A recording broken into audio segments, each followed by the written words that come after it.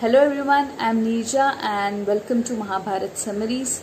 Last week we heard some stories about Satyavati and Krishna Dwaipayan Vedvyas, and this week I will be telling you all about the ancestors of Kauravas and Pandavas.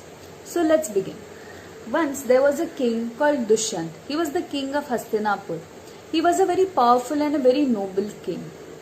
Once he had gone to a forest along with his retinue for hunting. In the forest he came across a hermitage on the banks of the river Malini.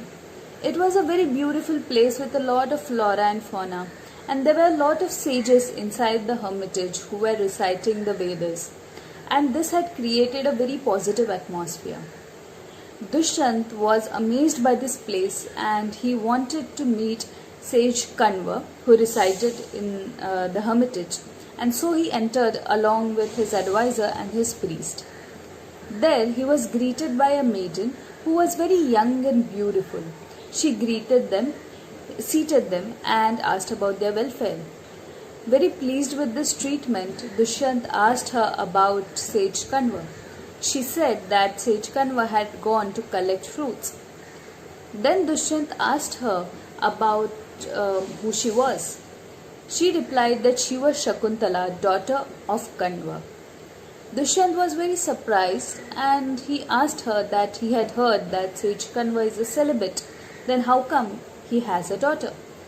Shakuntala then proceeded to tell Dushyant the story of her birth.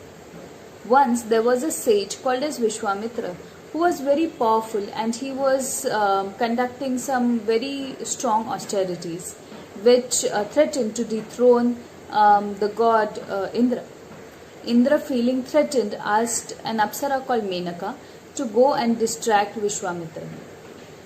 Menaka succeeded in distracting him, and together Menaka and Vishwamitra bore a girl child.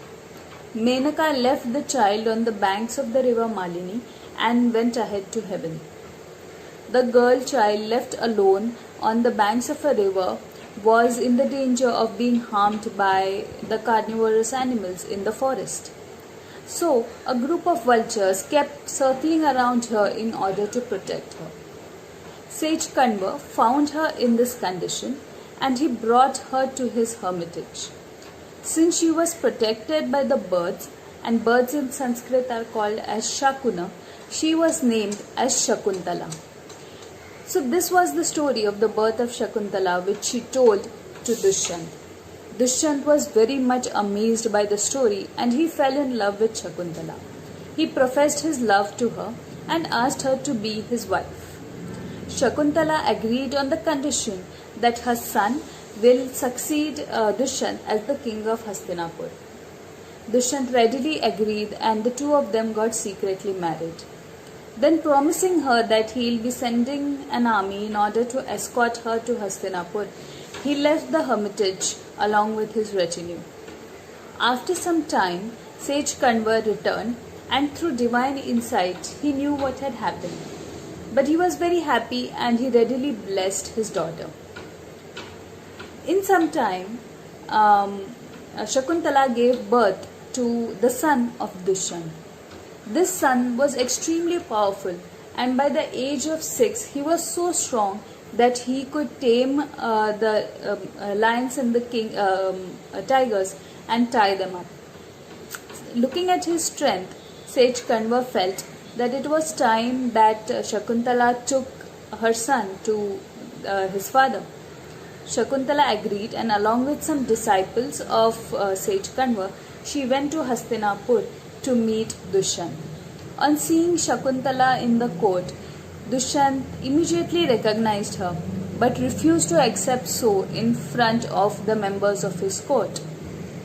Shakuntala tried to reason with him, told him that she was his wife and their son was the future king of the kingdom as promised by Dushyant. But Dushyant refused to accept this. She tried to tell him that truth was the most important virtue and falsehood is the worst of all sins. He told him about the importance of a child in the life of a father. But King Dushyant refused to believe her and insulted her by pointing out that her own mother Menaka was nothing but a courtesan, and how come could he trust Shakuntala that this boy was none other than his son.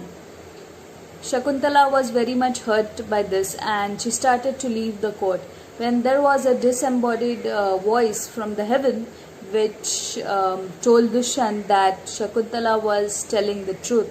She was indeed his wife, and the boy was indeed his own flesh and blood, his son. Dushyant was very happy on hearing this, and he decided to accept the boy as his own son. The voice also asked Dushyant to maintain the boy as a son, as the boy would go ahead and become a very great king. So this boy was named as Bharata. Bharata in Sanskrit means being maintained. So thus Bharata became the king after Dushyant, who ruled Hastinapur, and not only Hastinapur but almost the entire all the surrounding kingdoms, and he proceeded to become a very powerful king called as Chakravarti Samrat. So this was the story of the birth of King Bharata, and all the kings who came after King Bharata were known as the kings from the Bharata lineage. So this was the story of the ancestors of the Kauravas and the Pandavas. So especially about Shakuntala, if you all have heard a different story about a curse which caused Dushyant to forget about Shakuntala, and a ring which reminded him of her. So this is the story which was made popular by Kalidas in his play, which is based on Shakuntala.